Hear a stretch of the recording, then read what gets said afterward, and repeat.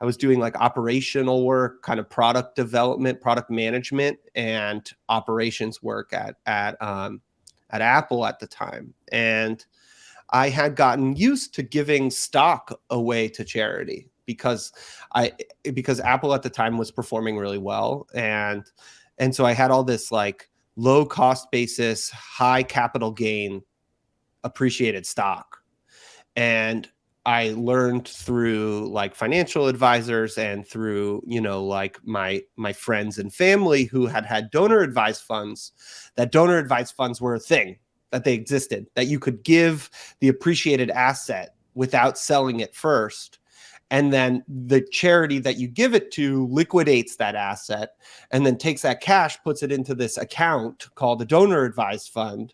And then you get to use their portal to be able to select nonprofits that you make recommendations about where that money gets distributed to. And meanwhile, the nonprofits also are tax exempt. So when they liquidate it, they're not paying taxes on it. Right. So you get 100% of the value of the donation as a deduction, as a tax credit, and you get 100% of the value of the donation to be distributed to the end organization, right? Like in contrast, if I were to take, my Apple stock or, in the case of crypto, my Ethereum or my Link or my, Bitcoin or Filecoin, Litecoin, Ripple, what have you, right?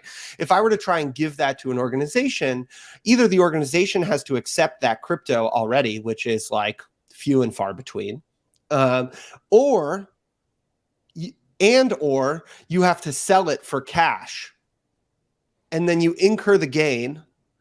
And now you owe tax on the gain. So you only have like 70% of what you sold left to give. And then you only get 70% of what you were going to give as the tax deduction. So like donor advised funds are the fastest growing philanthropic vehicle in the country.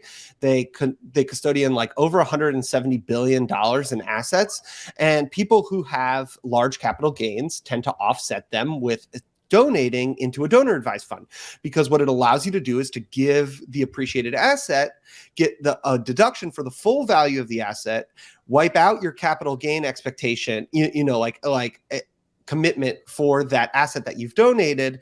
And now you have 100% of the value of what you donated available to give to any nonprofit in a nonprofit to nonprofit transaction, right? Because when you give it to a donor advised fund, you're giving it to a nonprofit.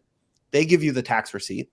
And then you use their portal to go in and say like, okay, I want to give this to UNICEF. I want to give this to United Way. I want to give this to, the Diane Fossey Gorilla Federation, and you get to pick what you want to give to over time.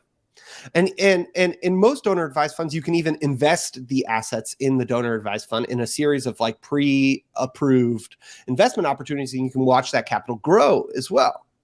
And so for a lot of people, there's like this awakening to donor advised funds.